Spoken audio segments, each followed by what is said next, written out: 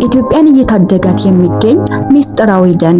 ኢትዮጵያ ጥንታዊትና ታሪካዊ ከሚባሉ ሀገራት መካከል በዋናነት ትጠቀሳለች። ከ125 ሚሊዮን በላይ ሕዝብ ሲኖራት ከ1.1 ሚሊዮን ስኩዌር ኪሎ ሜትር የሚበልጥ የቆዳ ስፋት አላት። ታዲያ ይህች ሀገር እስካሁን ድረስ 9 የሚጠጉ ብሔራዊ ፓርኮች ያሏት ሲሆን ፓርኮቿም ግዙፍ የሆኑና ለመመራመር የሚያስቸግሩ ናቸው። በዛሬው ዝግጅታችን ከነዚህ ብሔራዊ ፓርኮች መካከል የብዙ ምዕራባውያንና ምስራቃዊ ዜጎችን ስለሳበው ሕይወት አድን ስለሆነው ፓርክ እንቃኛለን። በዚህ ጊዜ ኢትዮጵያን ብሎም ምስራቅ አፍሪካን በበረሃ ከመዋጥ የጠበቃቸው አንድ ፓርክ በአገራችን ሰሜናዊ ክፍል በአማራ ክልል በሰሜን ጎንደር ውስጥ የሚገኝ ሲሆን ይህን ደን ከጥንት ጀምሮ ምስጢራዊ እንደሆነ ሲነገርለት ነበር። አሁን ደግሞ በውስጡ በያዛቸው ብዝሃ ሕይወት ምክንያት የተመራማሪዎችን ቀልብ በመሳብ በከፍተኛ ደረጃ ምርምር እየተደረገበት ይገኛል። የፓርኩ ስምም አልጣሽ ይባላል። በአጠቃላይ 265 ስኩዌር ኪሎ ሜትር የበለጠ ስፋት አለው። እንደ ፓርክነት መጠበቅ የጀመረውም ከ2006 ዓ.ም ጀምሮ ሲሆን ፓርኩ በአንድ በኩል ከሱዳን ጋር በሌላ በኩል ደግሞ በቤንሻንጉል ክልል ውስጥ ከሚገኘው ቤጃሚስ ፓርክ ጋር ይዋሰናል። አልጣሽ ፓርክ ለሱዳኖች የመኖር ምክንያት ነው። ፓርኩ ባይኖር በገጠራማ አካባቢ የሚገኙት የሱዳን ዜጎች ውሃ የሚባል ነገር አያገኙም። በዚህ ፓርክ ውስጥ ገለሉ፣ ጓንጓና አይኗን ጨምሮ ሌሎች 8 ትላልቅ ወንዞች ይገኛሉ። አብዛኞቹ ወንዞችም ተሰባስበው ለሱዳን ሕዝብ ሕይወትን ይፈጥራሉ። በዚህም ፓርኩ ከኢትዮጵያውያን አልፎ ለሱዳን ሕዝብ የዓይን ብሌን ነው። ቦታው አልጣሽ ተብሎ የተሰየመበትን ምክንያት የአካባቢው ሰዎች ሲናገሩ በመጀመሪያ ይህንን ደን ለሁለት ቦታ ሰነጣጥቆ የሚያልፍ አልጣሽ የሚባል ትልቅ ወንዝ አለ። ምናልባትም ከሱ የተወሰደ ስያሜ ሊሆን ይችላል ይላሉ። የተቀሩት ደግሞ ፓርኩ አልጣሽ የተባለበት ዋና ምክንያት የአፄ ቴዎድሮስ ሴት ልጅ ስሟ አልጣሽ ነበር። ፓርኩም ስያሜው ከንጉሱ ሴት ልጅ እንደተወሰደ ያምናሉ።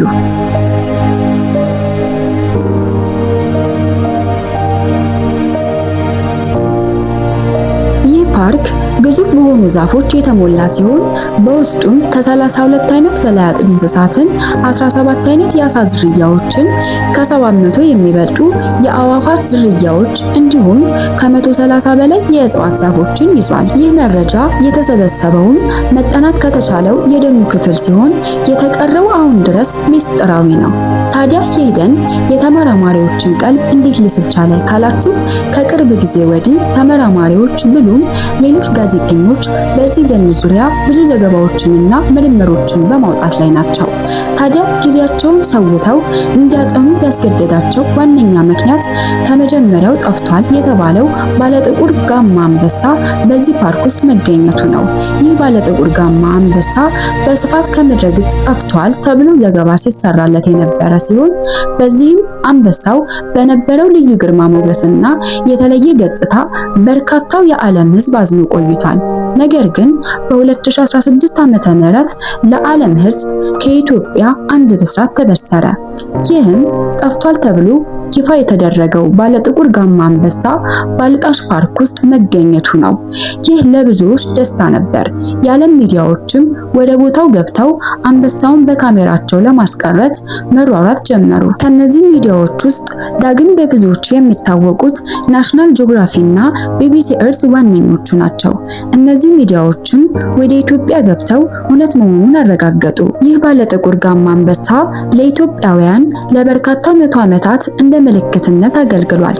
ከባንዲራ አርማነት እስከ ሳንቲሞቻችን ላይ ድረስ ይህንን አንበሳ አትመን እንጠቀምበትም ነበር።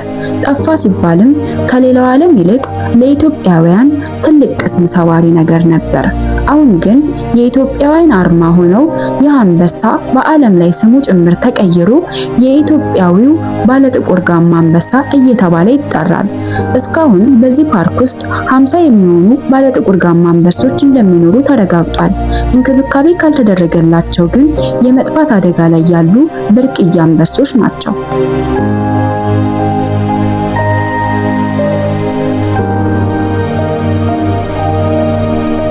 ሌላው ይህንን ደን ትኩረት እንዲሰጠው ያደረገው ኢትዮጵያን ጨምሮ ምስራቅ አፍሪካን ይውጥ የመጣው ሰሃራ በረሃን በማስቆሙ ነው። ሰሃራ በረሃ ከ3.6 ሚሊዮን ስኩዌር ኪሎ ሜትር የበለጠ መሬትን የሚሸፍን ግዙፍና አስፈሪ በረሃ ነው። ምክንያቱ ደግሞ ይህ አልጣሽ ብሔራዊ ፓርክ ነው። በረሃው በደን የተሸፈነውን ፓርክ ማሸነፍ አቅቶት ቆሟል። በዚህም ፓርኩ ደጀን እየተባለ ይጠራል። እንደ ተመራማሪዎቹ ገለጻ ከሰሃራ በረሃ የሚነሳውን አቧራ፣ ሙቀትና የተበከለ አየር ይህ ደን አፍኖ ያስቀረዋል።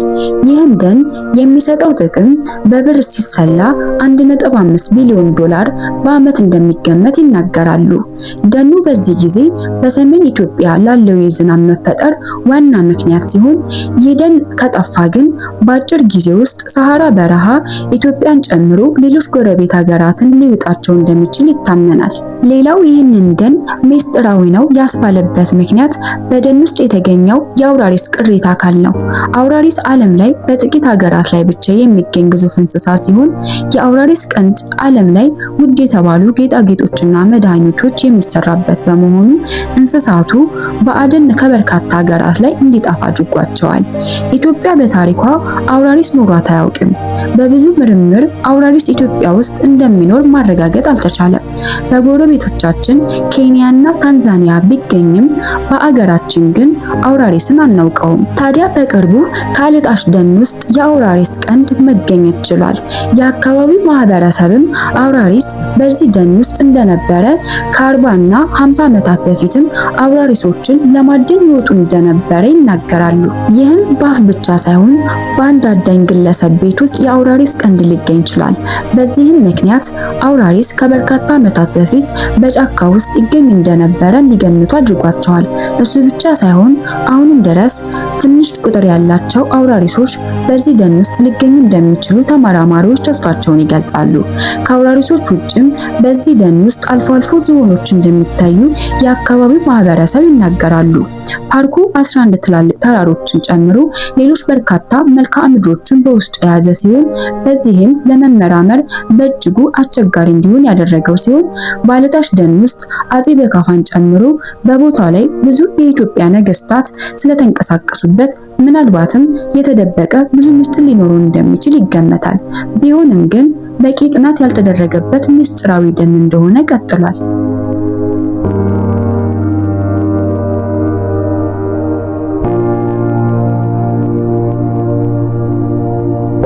ውድ አልፋ ሚዲያ ቤተሰቦች የዛሬው ቅኝታችን ይህንን ይመስላል። አብራችሁን ስለቆያችሁ እናመሰግናለን።